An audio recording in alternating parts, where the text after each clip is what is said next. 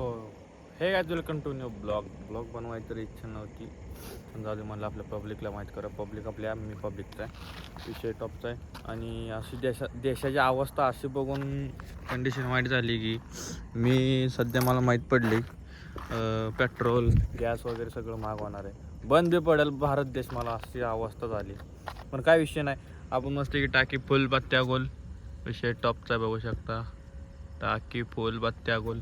आपल्याला कसं कुठे ना कुठे फिरायला लागते, त्यामुळं बिंदास फुल केली की जर बी चलो राईडला जावं नाही, कुठे जातच नाही शक्यतो आपण आता, पण आपल्याला फिरायला लागतं, त्यामुळे विषय असा आहे. त्यामुळे तुम्ही बी टाकी फुल करा. हे बघा बघू शकताय, फुल आहे आपली टाकी, आपली जानू फुल. असा विषय हार्ड आहे.